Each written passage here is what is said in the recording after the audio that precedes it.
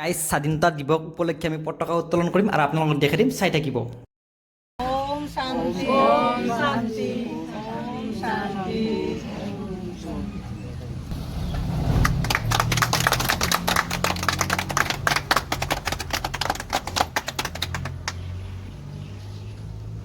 আমাৰ চেণ্টাৰৰ ইনচাৰ্জ বাইদেউগৰাকীয়ে পতাকা উত্তোলন কৰিলে আৰু আমি এতিয়া সকলোৱে মিলি ৰাষ্ট্ৰীয় সংগীত গাম।